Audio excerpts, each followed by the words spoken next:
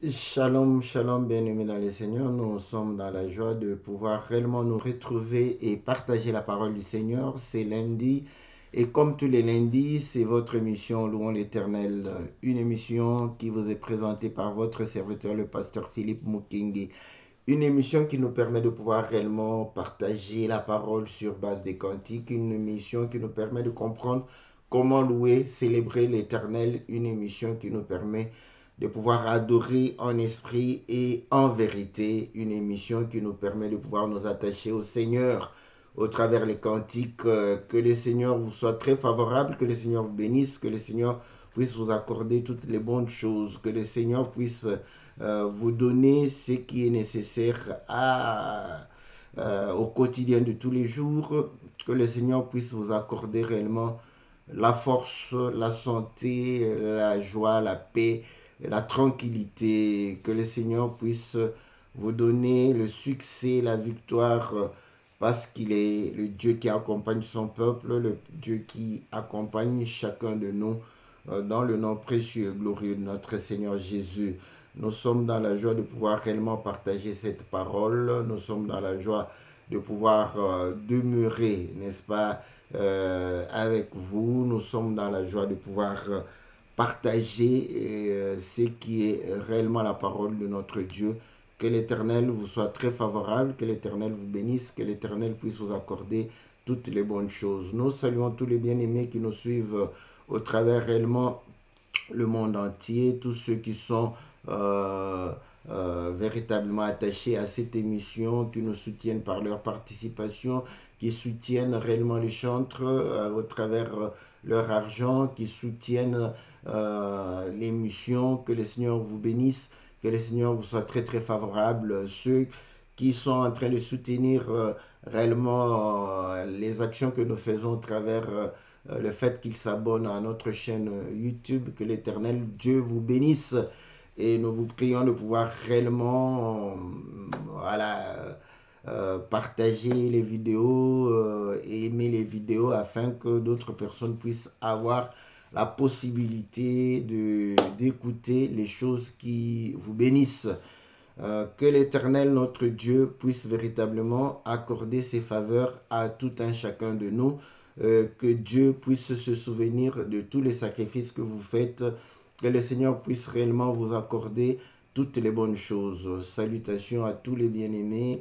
Nous saluons le bien-aimé Ghislain, la sœur Charlotte, la sœur Cathy, la sœur Sylvie, la sœur Bia. Nous saluons la sœur Bibiche, la sœur Corinne. Nous saluons le bien-aimé Peter, nous saluons le bien-aimé Jean-Didier, Jean-Marie, le bien-aimé Gabin, nous saluons le bien-aimé Guy, nous saluons le bien-aimé Lébien, nous saluons le serviteur de Dieu Timothée. Que le Seigneur vous soit très très favorable, vous êtes nombreux, que Dieu vous soit très très favorable. Voilà, bien-aimés dans le Seigneur, comme vous le savez, nous allons pouvoir suivre le cantique parce que nous suivons le cantique et nous sommes avec notre sœur Narita. Je crois qu'aujourd'hui, nous allons parler sur le lieu très saint et nous allons essayer de pouvoir réellement voilà, faire un point virgule. Le temps de pouvoir réellement toucher la plupart des éléments et pouvoir réellement permettre à ce que nous ayons une idée, car vous savez que l'enseignement est toujours profond, voilà, la parole de Dieu est illimitée. Donc, nous faisons des choses dans le but de pouvoir réellement donner des bases et éclairer certains points. Et nous savons que d'autres serviteurs passeront par là pour pouvoir réellement apporter leur contribution. Voilà, bien aimé dans le Seigneur, c'est cela notre cahier des charges. Nous allons parler du lieu très saint. Et la sœur Narita va nous accompagner. Et nous la bénissons une fois encore dans le cantique le tabernacle, donc où il est en train de nous montrer que nous passons du parvis au lieu saint et puis dans le lieu très saint. Voilà, nous saluons ceux qui nous ont rejoints, la sœur José, le bien-aimé Salomon. Que Dieu vous soit très très favorable, que Dieu vous bénisse, la sœur Naomi, que l'Éternel puisse vous accorder toutes les bonnes choses. Voilà, sans plus tarder, nous allons pouvoir suivre le cantique de notre sœur Narita, et nous allons revenir dans notre studio virtuel par la grâce du Seigneur, dans le nom précieux et glorieux de notre Seigneur Jésus.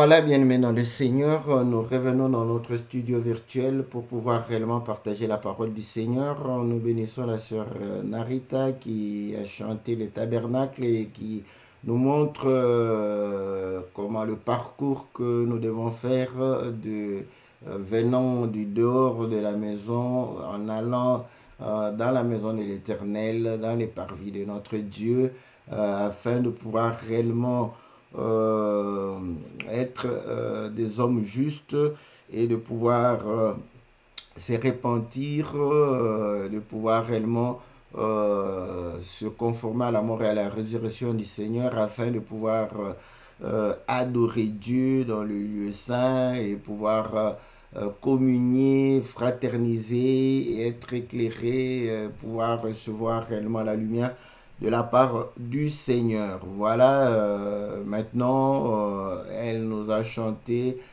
pour le lieu très saint où il y avait l'arche. Et nous allons sans plus tarder lire, n'est-ce pas, dans le livre euh, dans le livre de Hébreux où nous étions pour pouvoir continuer, où on a parlé de manière rassemblée, n'est-ce pas, sur le lieu saint et le lieu très saint. Nous sommes dans le livre de Hébreux, chapitre 9. Voilà, verset 10, un tabernacle, verset 2. Un tabernacle fut en effet construit dans la partie antérieure, appelée le lieu saint, étaient les chandeliers, la table et les pains de proposition. Derrière le second voile se trouvait la partie du tabernacle appelée le Saint des Saints, renfermant l'autel d'or pour les parfums et l'arche de l'alliance entièrement recouverte d'or. Il y avait dans l'arche un vase d'or contenant la manne, la verge d'Aaron qui avait fleuri et les tables de l'alliance. Au-dessus de l'arche étaient les chérubins de la gloire, couvrant de leur ombre le propitiatoire. Ce n'est pas le moment de parler en détail là-dessus. Donc, vous voyez que nous ne sommes pas les premiers à pouvoir réellement parler peut-être en détail sur ces choses. Donc, nous ne pouvons pas avoir la prétention de pouvoir réellement nous considérer comme les pionniers de pouvoir parler en détail. Ici, voilà, nous voyons que l'homme de Dieu dit que ce n'était pas le moment, donc il devait y avoir un moment où les occasions où il parlait de tout cela en détail. Donc, et là, nous avons compris que le lieu très saint avec le lieu saint était séparé encore par le voile. Et sur ce voile, il y avait des chérubins. Voilà. Donc, nous savons que ces chérubins empêchaient, n'est-ce pas, l'entrée parce que nul ne pouvait entrer dans le lieu très saint si ce n'est le souverain sacrificateur, et il le faisait une fois l'an pour pouvoir réellement faire l'expiation du peuple.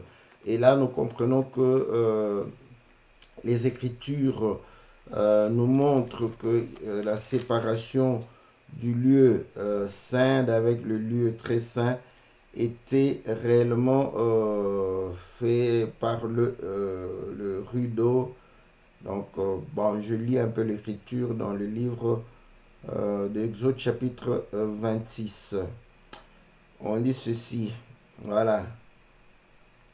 Tu feras un voile bleu, pourpre et cramoisi. Je crois qu'on en a déjà parlé pour te montrer que c'est le ciel, la royauté et véritablement l'œuvre, n'est-ce pas, de la miséricorde, donc pour l'expiation, de faire un rhétor qui parle de la justice. Il sera artistement travaillé. Donc nous savons que le voile, n'est-ce pas, c'est la chair, c'est le vêtement, et le vêtement c'est le corps. Et le Seigneur, qui est le véritable tabernacle, vous allez comprendre que dans son corps, il y avait réellement le ciel. Voilà pourquoi dans le livre de 1 Corinthiens chapitre 15, il est dit que si nous avons revêtu les terrestres, nous allons revêtir aussi le céleste, donc pour montrer que son corps était céleste. Et vous allez comprendre qu'il était roi. Voilà pourquoi il y avait le pourpre.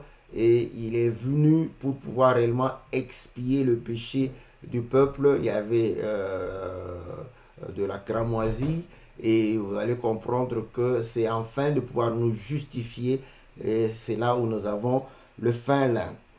Et on dit, l'on y représentera des chérubins, tu le mettras sur 4 colonnes d'acacia couvertes d'or, et ces colonnes auront des crochets d'or, poseront sur chaque base d'argent. Tu mettras le voile au-dessus des agrafes, et c'est là, en dedans du voile, que tu feras entrer l'arche du témoignage. Le voile vous servira de séparation entre le lieu saint et le lieu très saint. Voilà, donc vous voyez, donc le voile séparait le lieu saint d'avec le lieu très saint.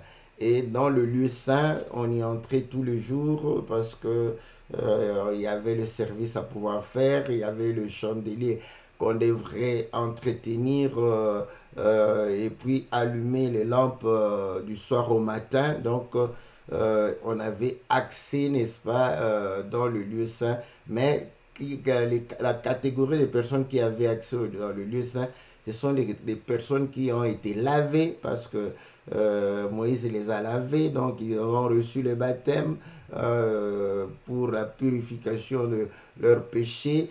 Et chaque jour, ils lavaient leurs mains et leurs pieds pour se sanctifier davantage. Comme le Seigneur a dit, celui qui s'est lavé tout le corps, il n'a plus besoin de se laver tout le corps, il doit se sanctifier avec ses pieds. Et nous avons compris que la poussière de pieds, c'est pour pouvoir réellement se repentir. Rappelez-vous de la femme qui a versé ses larmes sur le Seigneur pour pouvoir réellement essuyer ses pieds avec sa chevelure.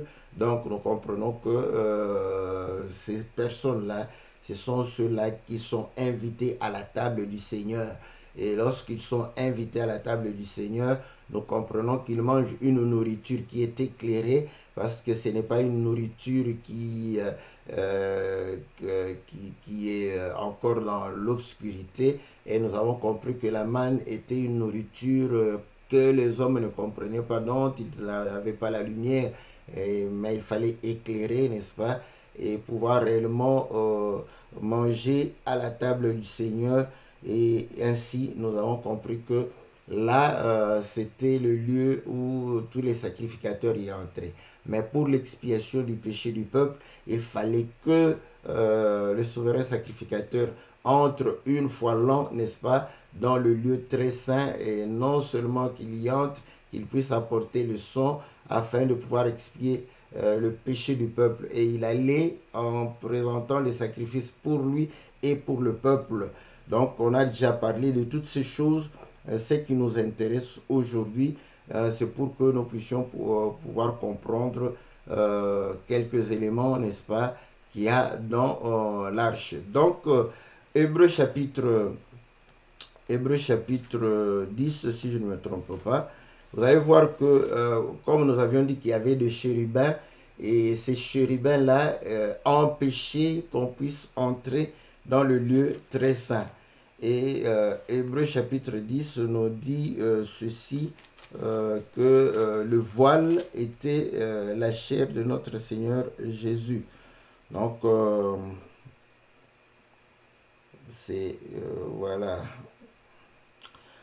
chapitre 10, verset 19. Ainsi, donc, frères, puisque nous avons au moyen du sang de Jésus une libre entrée dans le sanctuaire par la nouvelle route et vivante qu'il a inaugurée pour nous au travers du voile, c'est-à-dire de sa chair. Donc, vous voyez, donc, là, voilà pourquoi dans Matthieu chapitre 27, lorsqu'il va crier, le voile va se déchirer.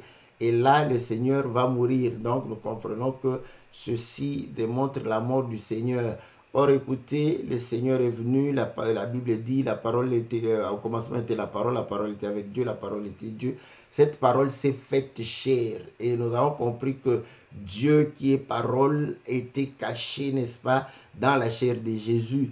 Et la chair de Jésus était le voile qui empêchait qu'on puisse contempler la gloire de Dieu. Voilà pourquoi les gens qui le voyaient disaient que le fils de Joseph et de Marie, donc ils le trouvaient comme un pécheur, ils le trouvaient comme un homme faible, comme un homme portant les ténèbres en lui.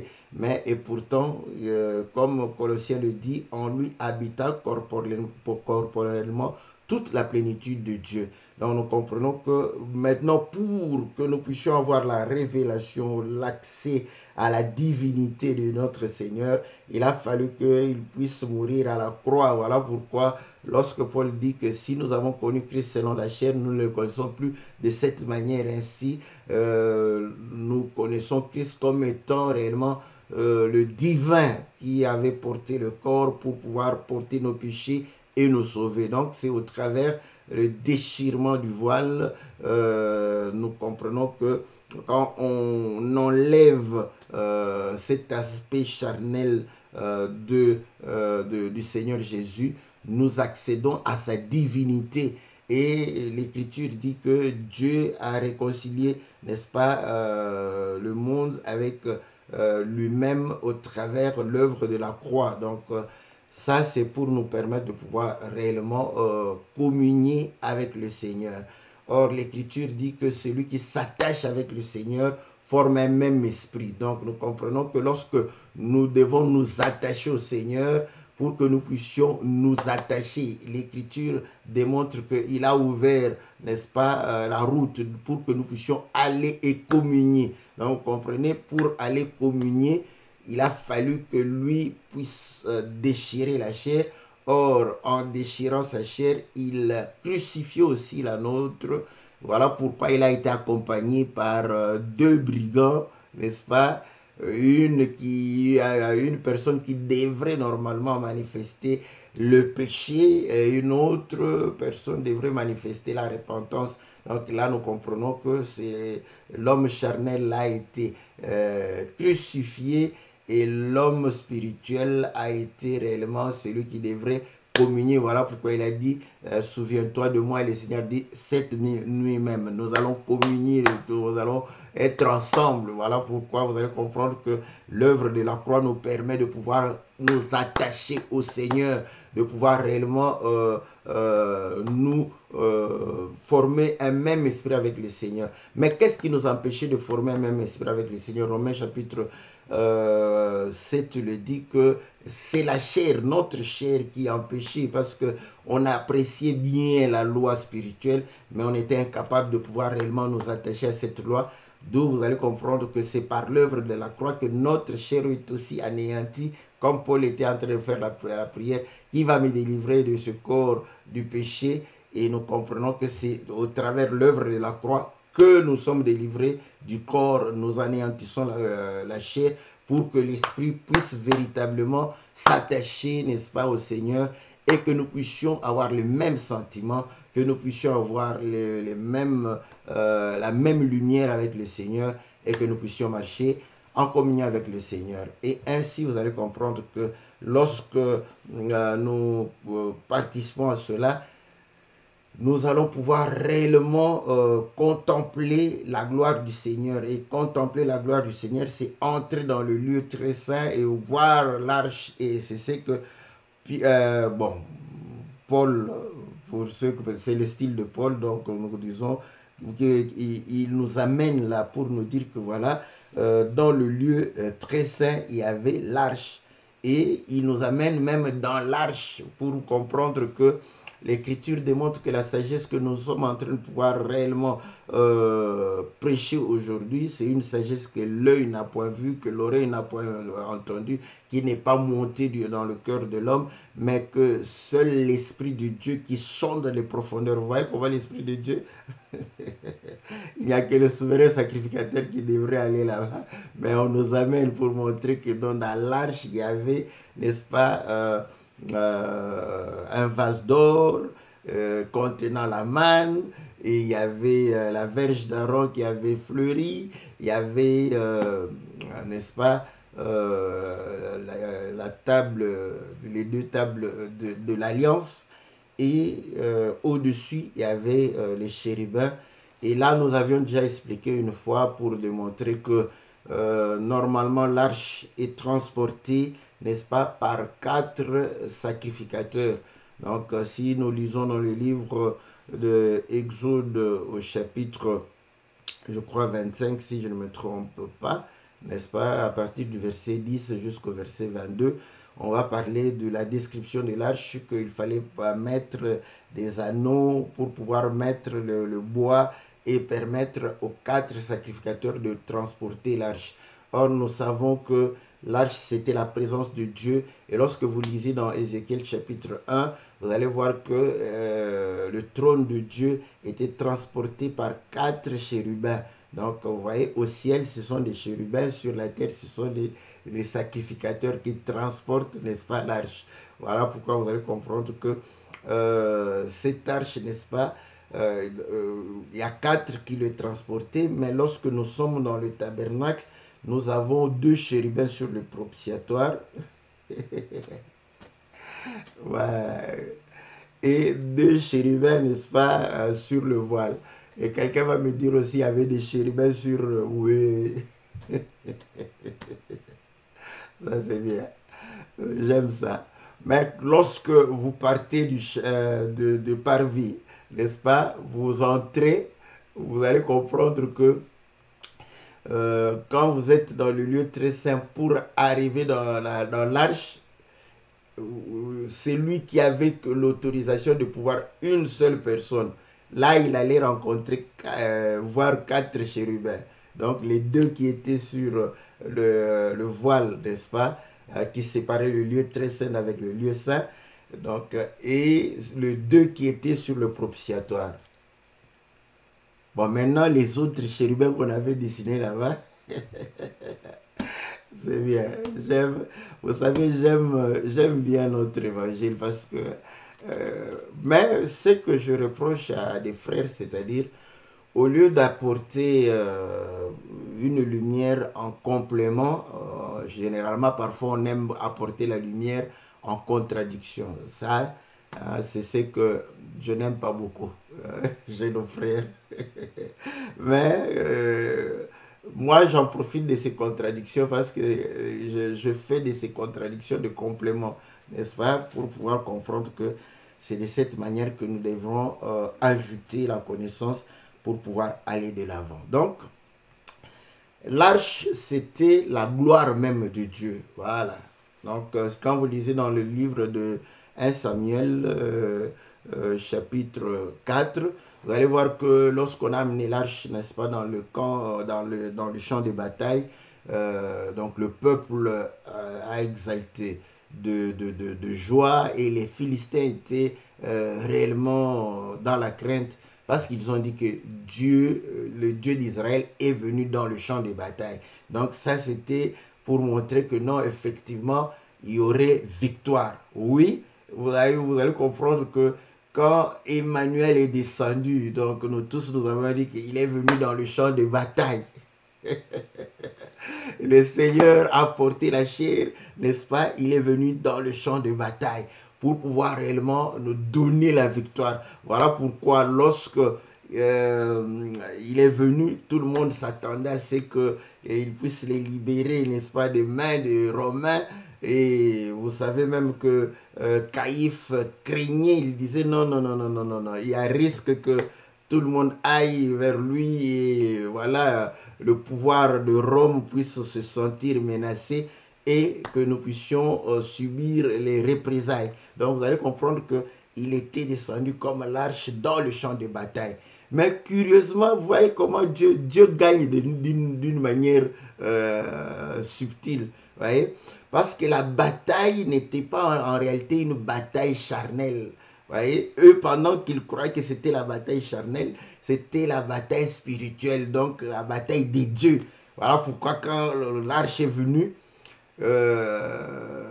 curieusement, Israël a été battu, On a pris l'arche, on a amené chez les Philistins. Voilà. Et c'est là où on a dit la femme, la belle-fille d'Élie va pouvoir enfanter un enfant et dire Ichabod, la gloire est bannie d'Israël. Et lorsque l'arche est allée, l'arche devrait aller dans les régions inférieures, dans les abîmes, vous voyez, pour aller faire quoi? Pour aller réellement écraser, n'est-ce pas, D'accord. Et vous allez comprendre que il va faire 3 jours là-bas pour écraser. On a amené l'arche dans la maison de D'accord là-bas.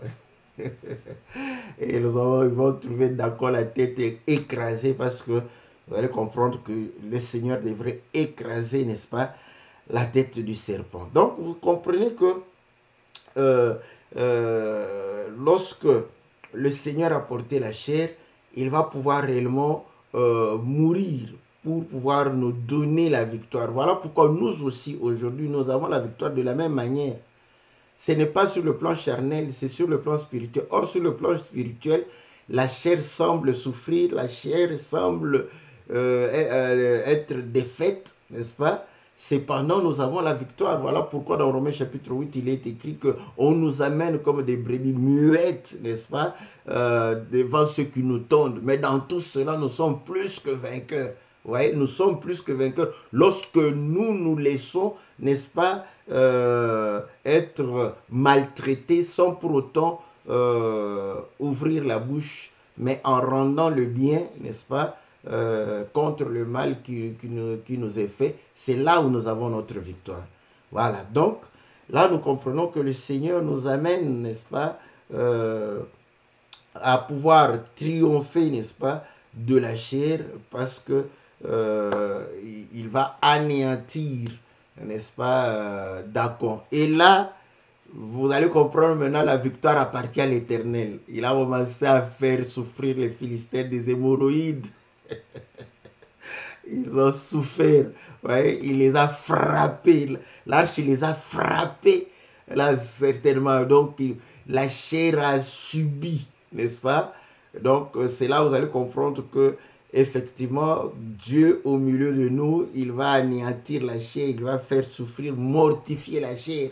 Et ainsi, ils ont compris que non, non, non, non, nous allons mourir ici. Il faut qu'on fasse une offrande à notre Dieu. Voilà pourquoi vous allez comprendre que nous aussi, nous allons offrir à Dieu, n'est-ce pas, afin de pouvoir recevoir la paix, parce qu'il est celui qui est venu nous donner la paix. Donc, la paix, nous l'avons reçue au travers le prix du sacrifice. Il s'est sacrifié, nous aussi, nous devons nous sacrifier afin que nous puissions avoir cette paix effective. Donc, l'arche, c'était Dieu lui-même, c'était la gloire de Dieu.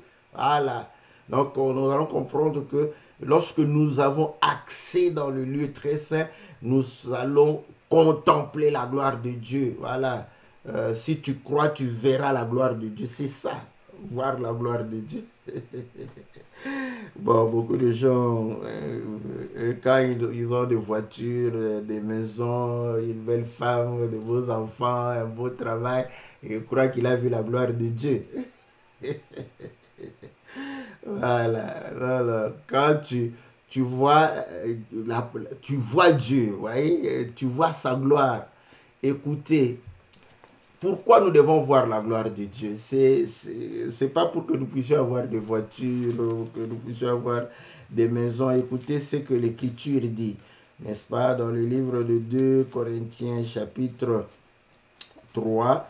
Je vais lire l'Écriture. Voilà, l'Écriture dit ceci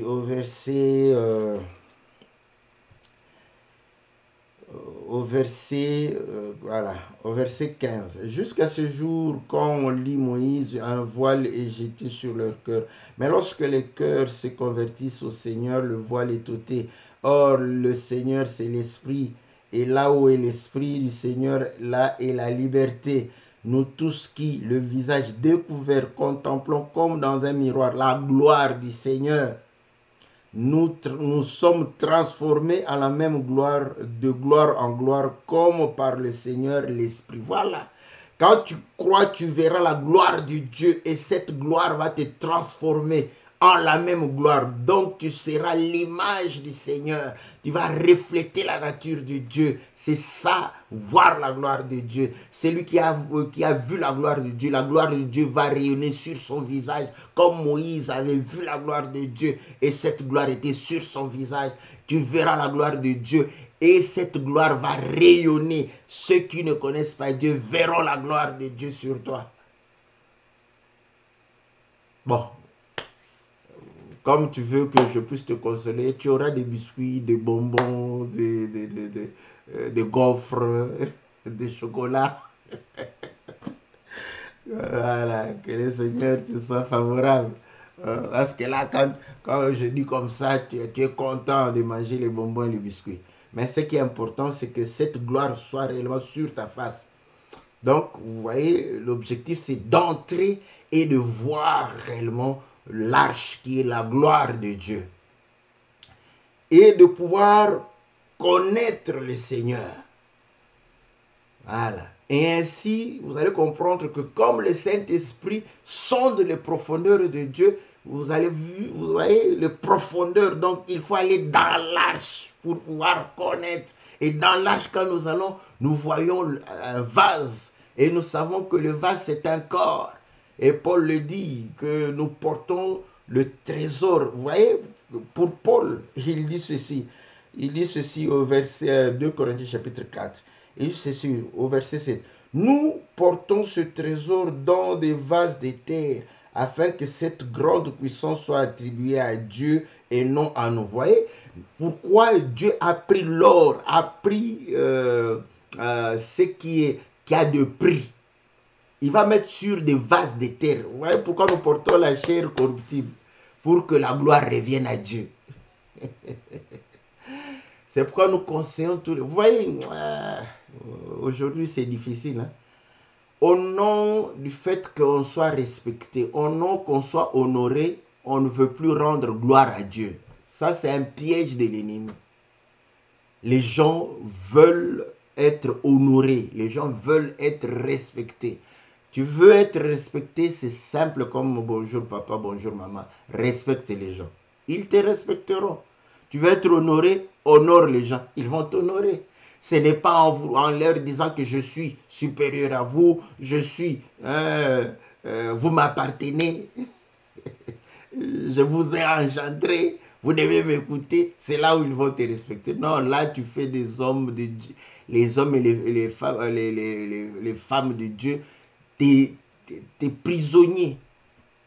Donc nous restons, voilà pourquoi tout ce grand trésor, toute cette parole qui convertit les gens, qui manifeste la gloire de Dieu, c'est dans des vases de terre. Mais comment vous voulez glorifier la terre maintenant? Comment voulez-vous glorifier la terre? C'est un vase de terre, poussière, tu retourneras à la poussière. Vous voyez, Paul le dit, tout ce grand trésor, c'est dans des vases. C'est pourquoi nous sommes de cette race-là, de rendre gloire à Dieu. Tu te convertis au Seigneur, je n'ai rien fait parce que ce n'est pas moi qui t'ai converti, ce n'est pas moi, vous voyez, comme je t'ai engendré. Comment je vais t'engendrer quand je suis incapable de te convertir? C'est ce que Paul explique. Toute cette gloire-là, tout ce trésor, pour que cette puissance qui t'a transformé, qui t'a engendré, qui t'a enfanté, puisse réellement revenir à Dieu, pas à nous. Bon, les gens aiment bien la gloire. Quand on parle comme ça, je sais que ils ne vont pas m'écouter. Ils vont dire, oh non, c'est écrit. Dites mon enfant. Tes propres enfants ne te respectent pas. Mais tu veux que des grandes personnes puissent te respecter plus que tes propres enfants. Là. Vous voyez les enfants des pasteurs, parfois ils sont... Voilà. Là, mais dis à tes enfants que tu les as engendrés, parce que tu les as engendrés physiquement. Là, tu es incapable. Quand on regarde tes enfants, les gens s'étonnent, ils n'osent pas te le dire. Mais ils se disent, oh, mais les enfants du pasteur, mais ils n'ont pas du respect. Mais toi, tu veux maintenant, je t'ai engendré, tu es mon fils ministre. Là, tu exiges du respect à d'autres personnes. Commence d'abord par tes enfants. S'il te respecte, après, tu peux encore nous demander. Donc, voilà. Mais les gens, nous le disons, ce n'est pas pour que je sais. Moi, connais ce principe. Moi, si je veux me faire respecter, je respecte les gens. Si je veux me faire honorer, j'honore les gens. Je sais que Dieu est fidèle et il le réalise. Maintenant, le reste là, je n'ai pas besoin que tu accomplisses la parole de Dieu parce que je suis pasteur, parce que je suis papa, daddy, ton propre père dans la chair. Tu es désobéissant, désobligeant. Mais c'est à moi que tu viens, daddy, papi.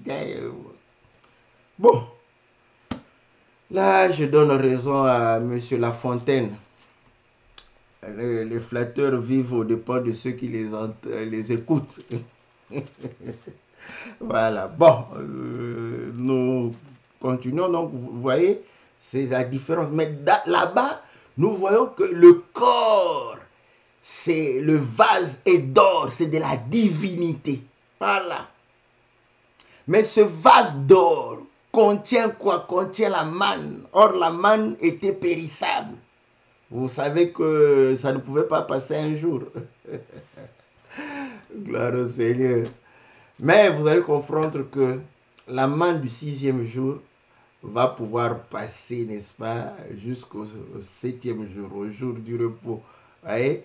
Et là, bah, en tout cas, mon pasteur Blanchard a prêché sur ça de manière très magnifique. Donc, pour démontrer que c'est lui qui était, il a porté le corps semblable à la corruption. Il va pouvoir réellement triompher de la mort parce qu'il va dormir et pouvoir être réellement passé, n'est-ce pas, le 6e jour au 7e jour. Et nous savons que les 6 jours, c'était les 6 jours du travail pour entrer dans le repos. Ouais, c'est le Seigneur Jésus. Voilà pourquoi il est mort, il est ressuscité. Voilà. Et là, vous allez comprendre que quand il est ressuscité, il a porté l'incorruptibilité. Vous voyez, c'est qu'on a... C'est là, parce que les gens ne se posent pas la question. Hein. Le Seigneur dit ceci, il dit ceci, parce que c'est toujours la chair. Quand il entre, n'est-ce pas, au travers les portes, ils ont dit, ah, c'est un fantôme. Il dit, je ne suis pas un esprit. L'esprit n'a ni chair ni os. Donc, ça c'est bon. Ouais, il parle de la... Mais ce n'est pas la chair. Hein. Ouais. C'est là où on comprend quand vous combinez la manne et vous combinez le vase d'or, on comprend. C'est-à-dire que ce que nous avons vu au 6e jour, c'est ce que Jean dit, nous l'avons contemplé, nous avons touché, ils l'ont touché. Et quand il est ressuscité, gloire au Seigneur, il a refusé que les femmes puissent le toucher. Mais il va dire à Thomas, viens me toucher ici. Thomas dit, non, bon, je crois, Après, il va manger avec les disciples. Eux, là, il n'avait pas peur qu'on puisse le toucher, n'est-ce pas? Vous avez du poisson, il a mangé, parce que l'esprit ne mange pas. Donc, vous comprenez que il démontre qu'il y a un corps terrestre, il y a un corps céleste. C'est lui qui le démontre. Après, il a dit que je ne suis pas un esprit. J'ai la chair et j'ai les os. Voilà. Donc, je peux manger. Il a mangé le poisson avec eux. Voilà. Donc, nous comprenons que, mais du moins, quand il est ressuscité, c'est de la divinité. Il ne va plus,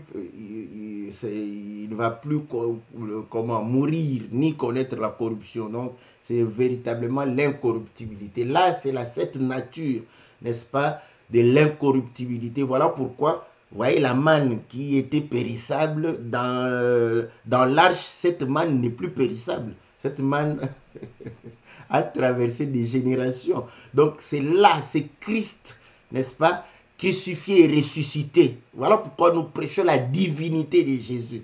Donc, la manne dans le vase, n'est-ce pas, c'était la divinité.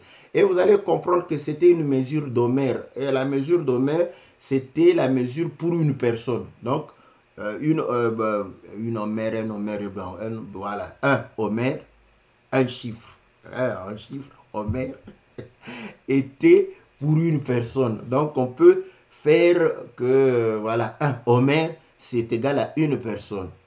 Et cette personne va pouvoir traverser, vaincre, ne pas connaître la corruption. Tu ne permettras point à ton nom de connaître la corruption. Donc, et là, une fois ressuscité, c'est là où nous comprenons qu'il est Dieu, parce il a un corps divin. Bon, si tu ne comprends pas la divinité de Dieu, nous te disons gloire au Seigneur. Voilà. Donc, la verge d'Aaron, vous allez comprendre que euh, il y avait au milieu du peuple, il commençait à murmurer pour savoir qui est serviteur de Dieu. Et ils vont dire, bon, que chacun amène, nous verrons qui est-ce que Dieu a choisi. Et pourtant, Moïse savait depuis longtemps que Dieu avait choisi Aaron. Ça, c'est bien.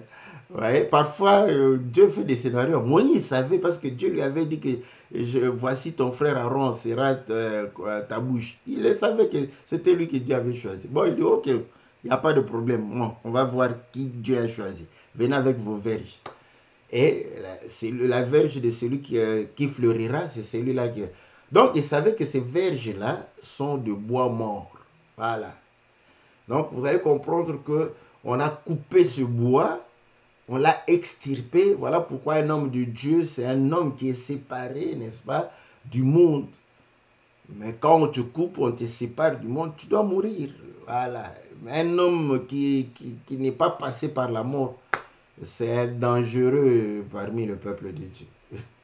Il faut vérifier si votre serviteur, c'est ça, il doit vérifier. Il faut d'abord vérifier est-ce que ce bois-là est bien mort. Voilà. Et après, on va voir s'il y aura la résurrection. Ils sont allés, quand ils sont revenus, ils ont vu que, oh, ici, il y a la vie ici. L'homme est ressuscité d'entre les morts. Vous voyez? Là, vous allez comprendre qu'il est mort quand à l'impudicité, quand vous serez tranquille quand l'homme de Dieu parle avec votre femme, vous êtes tranquille. Mais si vous connaissez que c'est un homme impudique, oh là, là, dès que vous voyez qu'il parle à votre femme, vous êtes à côté là, faisant semblant d'accompagner la femme, vous surveillez, vous dites non, non, non, je n'ai pas confiance. Parce que l'homme n'est pas mort. Voilà. Et là, si vous voyez que l'homme parle avec vos filles, vous êtes très sceptique. Il doit mourir. Oui?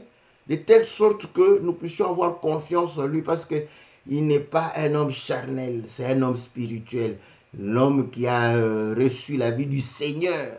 Maintenant, il ne vit plus selon le monde, mais selon le Seigneur. Et le Seigneur, n'est-ce pas, vous allez comprendre que il a porté, n'est-ce pas, cette nature, mais il a démontré que véritablement la vie qu'il avait, ce n'était pas la vie de ce monde ici. Voilà pourquoi nous devons comprendre que toutes ces choses, c'est ça la divinité, c'est ça la divinité. Mourir et ressusciter avec le Seigneur. Et tout à fait normal d'avoir la loi de Dieu parce que les deux tables, c'était la parole de Dieu. Et vous allez comprendre que c'est une parole marquée, n'est-ce pas, écrite. Parce que Jésus est la pierre. Donc sur cette pierre est écrite la parole de Dieu. La parole de Dieu doit être écrite sur nous. Voilà pourquoi j'ai toujours dit que la meilleure parole que nous devons prêcher, c'est la vie que nous devons mener. Donc écrire la parole avec ta vie. Pas avec parler, c'est bien, mais écrire avec ta vie, c'est ce qui est puissant. Cela démontre que tu es en alliance avec Dieu. Et c'est ce que le Seigneur avait dit, je vais établir une nouvelle alliance. Personne n'enseignera son côté. Parce que dans leur esprit, je vais inscrire ma parole. Dans leur cœur, je vais inscrire ma parole. Donc, ils vont, parce qu'il y aura l'abondance, ils vont manifester. Donc, la vie témoigne si tu es en alliance avec Dieu ou pas. Voilà. Et qu'est-ce qu'on a encore? Les chérubins, voilà. Donc, nous avons parlé des chérubins qui devraient réellement anéantir notre chair. Et nous avons les chérubins, n'est-ce pas, sur le propitiatoire. Vous allez voir que les chérubins sur le voile étaient face à face, même sur le propitiatoire, ils étaient face à face. Et le Seigneur dit que c'est là où je te parlerai entre les deux chérubins. Donc c'est là où il nous parle, c'est là où... Mais les chérubins, nous avions dit que c'était sur la terre, c'était les sacrificateurs. Les sacrificateurs, ce sont les fils d'Aaron. Ils sont frères, n'est-ce pas? Maintenant, écoutez, ils sont frères, ils font face à face. Ils, quand vous faites face à face et vous volez parce qu'ils étaient, n'est-ce pas, avec les ailes déployées, ils volaient face à face. Vous voyez comment je fais? Voilà, il y a là, voilà, c'est bon. Vous voyez? Il y a opposition. Et ça, c'est là où le Seigneur parle. J'ai béni mon docteur Pichou parce que là, j'ai été ébloui par, par cette sagesse. Bon, je l'ai appris de mon docteur Pichou. Hein. Bon, quelqu'un d'autre pouvait avoir la même connaissance. Je ne dis pas que c'est le seul qui eut la connaissance là-dessus. Mais moi, j'ai été instruit quand je l'ai écouté. Lisons l'écriture dans le livre de Proverbes. Proverbes, chapitre 18. Voilà. Proverbes, chapitre 18, au verset 19, il est dit ceci. Voilà. Des frères sont intraitables qu'une ville forte, et leurs querelles sont comme les verrous d'un palais. Vous voyez? Donc, quand les frères s'opposent, voilà pourquoi je dis face à face, quand ils s'opposent comme ça, comprend qu'ils verrouillent le palais. Comme nous savons que les Écritures rendent témoignage de notre Seigneur, donc nous comprenons quand vous voyez deux frères s'opposer, comprenez que le palais royal est verrouillé, donc la route est verrouillée. Est-ce que vous comprenez? Et c'est là où Moïse écoutait les mystères de Dieu. Parce que ce sont les mystères qui verrouillent. Et rappelez-vous, ça c'est comme les autres disent, un cantique populaire, n'est-ce pas? Pourquoi tu leur parles en parole? Afin qu'ils ne voient point, qu'ils n'entendent point, qu'ils ne comprennent point, qu'ils ne se convertissent point, que je ne les guérisse point. Afin que le royaume leur soit verrouillé, le palais royal soit verrouillé. Est-ce que vous voyez? Donc quand vous voyez les écritures ou les versets s'opposer, comprenez qu'il y a une porte fermée. Il faut aller chercher la clé chez Pierre, parce qu'on a donné les clés chez Pierre. Il faut aller vite chez Pierre. Si tu ne connais pas là où se trouve Pierre, c'est grave. Donc vous allez comprendre que nous allons vite chez Pierre. Pierre, donne-nous la clé. Et quand Pierre donne la clé, tu vas ouvrir le palais et l'accès sera, n'est-ce pas, libre.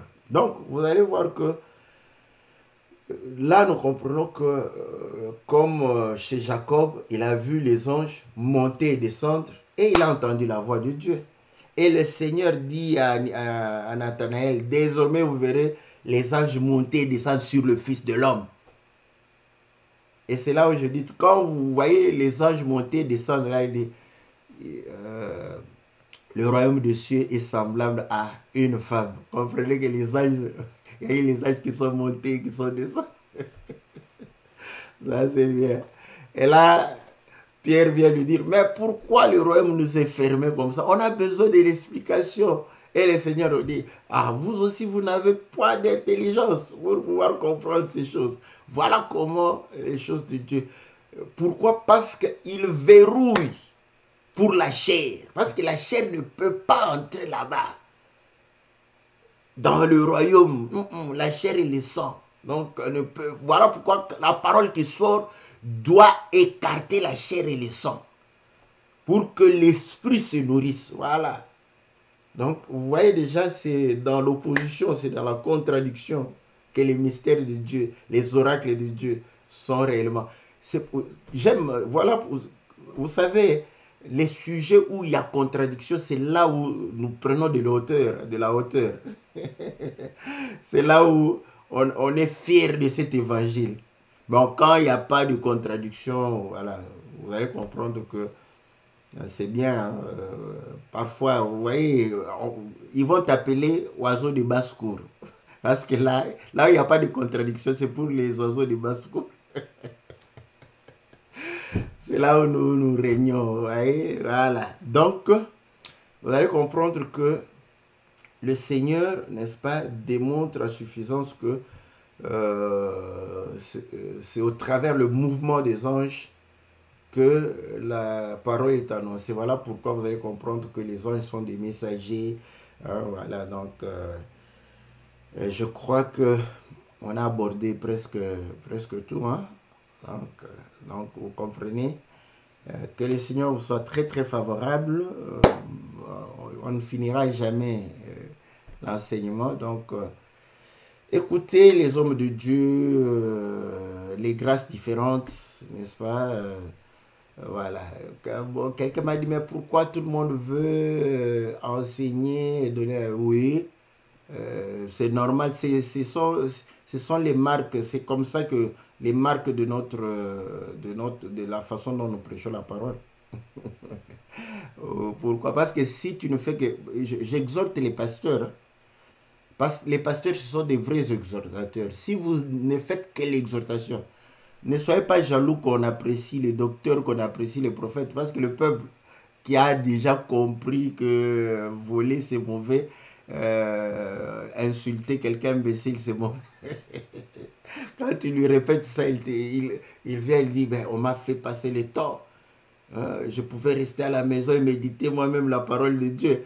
Mais maintenant, quand lui, il va écouter le prophète qui lui donne des révélations là, il dit, ah, aujourd'hui j'ai été bien nourri. Donc, vous voyez, donc il faut prendre toujours la révélation ou l'enseignement. Et là, comme tu es pasteur, tu vas poser tes exhortations là-dessus pour ne pas te faire lapider par ce peuple. Nous connaissons ce peuple ici. Quand ils ne mangent pas, ils vont te lapider. Ils n'ont pas peur de lapider les gens quand ils n'ont pas mangé. Que le Seigneur vous soit très favorable, que le Seigneur vous bénisse. On se retrouve mercredi par la grâce du Seigneur. Comme nous disons toujours, n'oubliez pas de soutenir les chantres, n'est-ce pas? Et nous croyons que vous serez réellement bénis. Que Dieu vous soit favorable, que Dieu vous bénisse au nom puissant et glorieux de notre Seigneur Jésus. Amen.